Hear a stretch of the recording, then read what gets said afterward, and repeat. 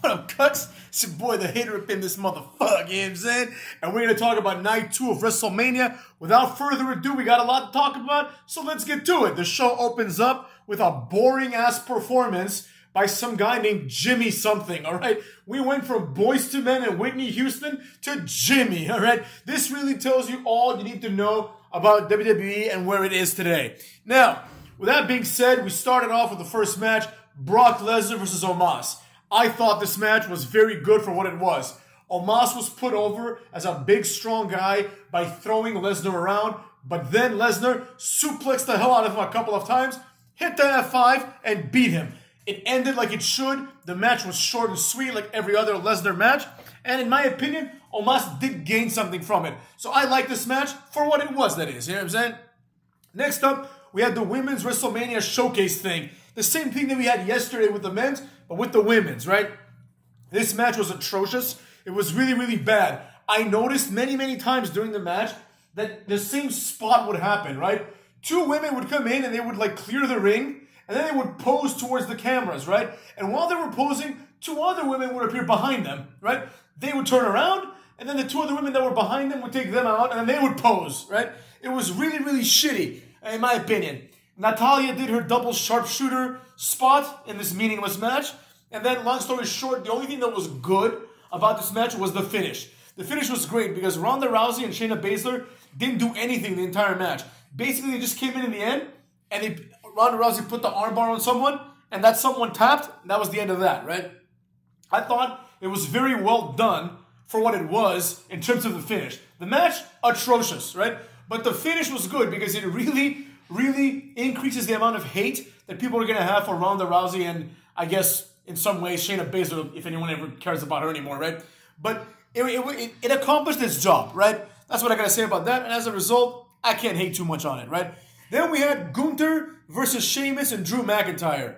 The more that time goes on, the bigger a fan of Sheamus I become. You know what I mean? I can't help but love this guy. I don't know what it is. Maybe it's the fact that he's like 45 and he's still going at such a high level. You know what I mean? Like, a lot of people talk about the Rey Mysterios of the world and all these other things, like going at a high level. But Sheamus is 45, and he looks great, and he wrestles great. You know what I mean?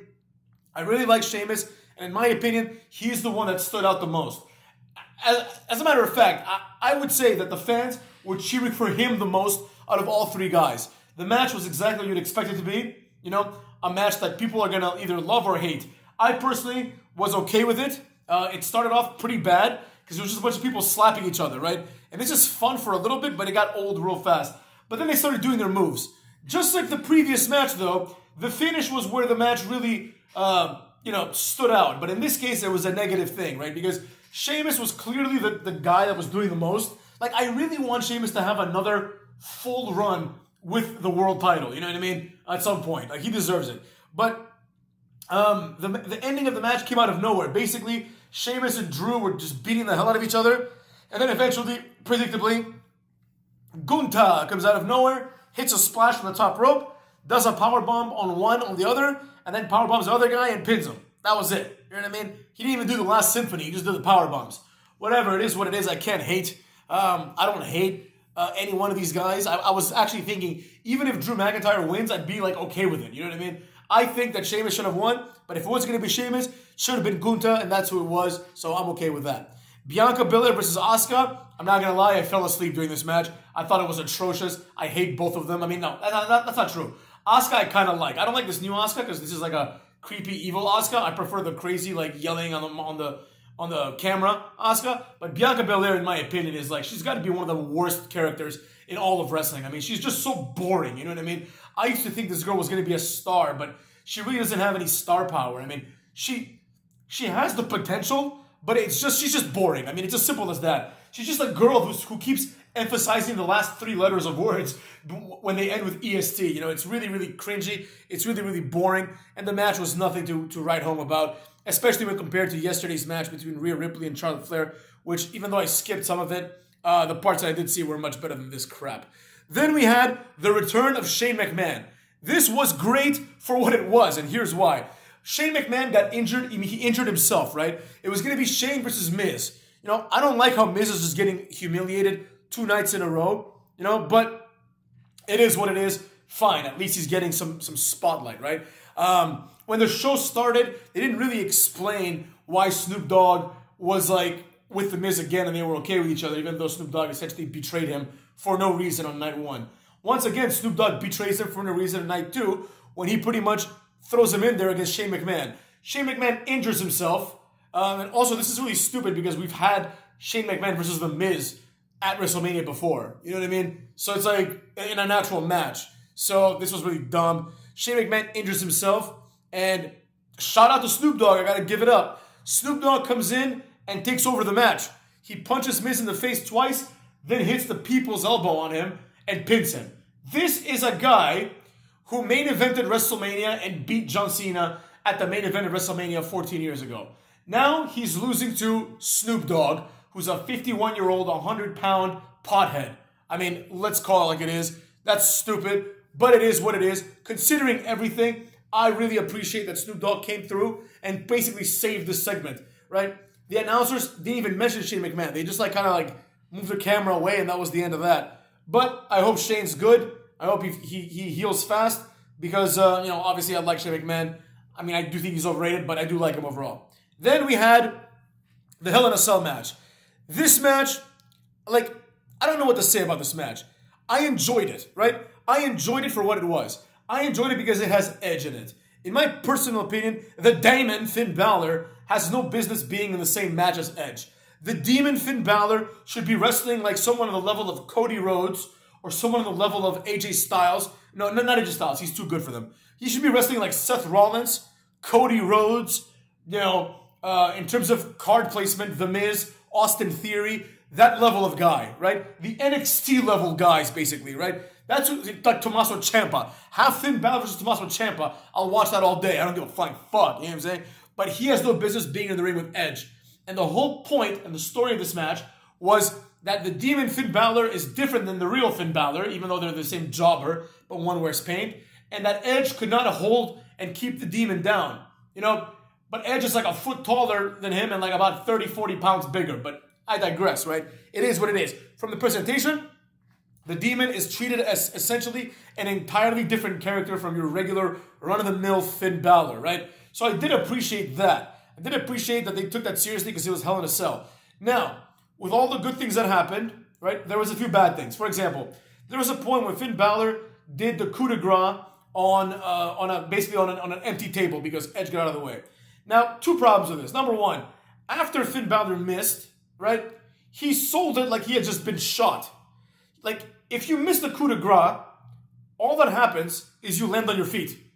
Whether you land on a table or in a pool or in a ring shouldn't matter much. You land on your feet. You shouldn't be hurt, right?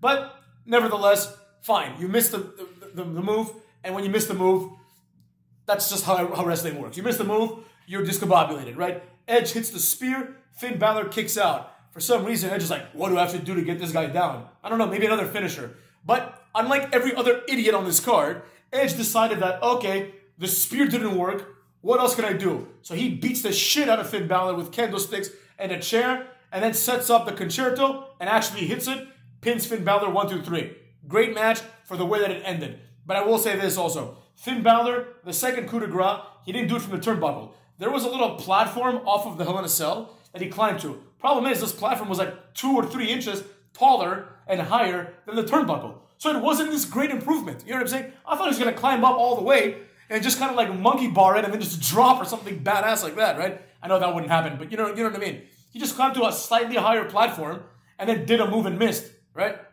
It's like that time when Kane was feuding with Daniel Bryan, and Daniel Bryan did the flying goat off of a forklift, which was like 2 inches higher than the turnbuckle. Who cares? But whatever. Considering that this involved Edge, it was a good match. Again, just like with Sheamus, I hope Edge gets one more title run in him, I'm pretty sure he will because he's got at least a year left. So, up until this point, I'm really liking, not WrestleMania itself. It was a passable WrestleMania in terms of I will admit, it was more entertaining than I thought it would be. But it still feels like a fucking backlash. But that all changed with the main event. I can't believe I'm fucking saying this, motherfuckers. I thoroughly enjoyed this main event. I did not think I would, right? But I enjoyed it. And I will be honest. The reason why I enjoyed it was because, spoiler alert, cucks, Roman Reigns won and retained. Now, as usual, there's some good and then there's some bad in here, right? So, here's how it goes. First of all, the worst part about this main event was that Roman Reigns was not taking it seriously, right? The entire story of the main event was this was Cody Rhodes' big moment and Roman couldn't give a shit, right? For Roman, it was just another guy that he has to beat, right? Now, the problem with this is that if Cody Rhodes is going to win, then Roman Reigns looks like a shitty champion, right? As a champion that doesn't take his championship seriously. But he didn't lose, so therefore, the match still holds together as a result. One. Another thing that was really, really dumb was that there were several moments in the match where you would think that Cody Rhodes was Roman Reigns and Roman Reigns was Cody Rhodes, right? You would think that Cody Rhodes was this dominant champion and Roman Reigns was the challenger because Cody Rhodes was doing things that he has no business doing. Like, for example, getting out of the guillotine, right? Kicking out of things, like surviving attacks from Solo Sikoa, which there were a lot of that, right? And that brings me to the third and worst part of the match, but also it worked well. If Cody Rhodes were to win this match, it would really look stupid because he had to overcome insane odds. Now, at a certain point, Sami Zayn and Cuck Owens came out to help Sami Zayn. And to help Cody Rhodes, or I guess to just attack the Usos, right? That was kind of nice, only for the purpose of just kind of evening the playing field, right? The way the match ended, I thought was really cheap. Basically, Solo Sikoa, who had been kicked out of the match, comes back when the referee's down, right? When the referee's distracted, and then hits a Samoan spike on Cucky after Cucky has done 2 crossroads on Roman. Problem with this is that 2 crossroads are 2 finishers, right? Roman pretty much no-sells it because he's already been picked up for the 3rd crossroads. Meanwhile, Cody Rhodes is like dealing with the aftermath of getting Samoan spiked in his chest. He didn't even do it on the throat this time. Roman Reigns goes, hits another spear, pins him 1, 2, 3. Now, if it weren't for the fact that this happened with interference from Solo Sikoa, which advances absolutely nothing, it would be even worse. But I will say this. I was thinking about this. Once Solo Sikoa came and hit Cucky Rhodes with the Samoan spike, I knew it was over at that point, right? Cody Rhodes had done 2 crossroads. I knew that was the end. There was no way he was going to dodge the spear, and there was no way he was going to kick out. I'm like, as soon as Solo Sikoa came out, I'm like, shit, Cody Rhodes is not going to get his moment. Boom, Samoan spike, spear. However, motherfucks, I will say this. In my personal opinion, the way that this match ended is 100 times more beneficial for Cody Rhodes in the future than it would be if he had won. People put a lot of stock on winning a main event at WrestleMania, as they should, right? But what's more important here is actually getting over. This match, right, should have taken place months ago. And maybe it would have if Cucky Rhodes hadn't gotten injured, right? This should have been the match that happened in October, right? Or that it happened in November. That's when this match should have happened. It should have happened way before, right? Way before. And the whole point of the match should have then been to set up for the next match, right? Where Cody Rhodes finally does it. This is exactly the antidote, the panacea, if you will, of what I've been saying for weeks now. And that is that there's no compelling storyline here, and therefore there's no reason for me to care about Cucky Rhodes winning the title, right? The mere fact that he's Dusty's son and that he won the Royal Rumble and he brought in Luke Harper's son to watch him does not make a compelling enough storyline and reasoning to convince your boy that Cucky Rhodes should win. You see what I'm saying? It does not compute for me, right? Now, however, I'm not saying now that time has come, but now I, let's say, someone who doesn't like Cody Rhodes, as someone who doesn't like Cody Rhodes, I am a little bit closer now to sympathizing with the character of Cody Rhodes. Because this was his moment, and it was legitimately robbed from him by a jobber named Solo Sikoa. You see what I'm saying? And Roman Reigns now gets another win at WrestleMania, which is also beneficial to him. Obviously, Roman Reigns is going to get his 1,000 days, and then he can drop into Cody Rhodes in some sort of match with a stipulation where Cody Rhodes can somehow neutralize the Usos and Solo Sikoa, right? And Cody Rhodes can finally have his moment. And it'll be more meaningful because he failed, right? In every single scenario of greatness, It's always good to book a failure before the achievement, right? A setback is needed, so the comeback looks badass. Cody Rhodes' comeback up until this point had been without any problems. Cody Rhodes leaves the company as Stardust, starts another rival company with the intention of putting WWE out of business, let's be honest. Obviously that fails. And then Cody Rhodes comes back to WWE, right? Wins the Rumble. I mean, first of all, he beats Rollins 3 times, completely turning him into a mid-carder. Then he wins the Royal Rumble. Then he beats Solo Sikoa and Finn Balor on 2 throwaway episodes of Raw. And all of a sudden, he's in the main event of WrestleMania. And I'm supposed to, empathize with this? I don't, motherfuckers. I don't like seeing people get things handed to, right? Wrestling is not about that. In the way that this main event resulted, the way that it ended, a lot of things were advanced. This makes me want to watch Raw. As you recall, I always talk about that the important thing of a pay-per-view or a special event is to make you want to watch the next thing. And now I want to watch Raw. And the reason why I want to watch Raw is because, for better or for worse, Cody Rhodes, quote-unquote, showed heart, right?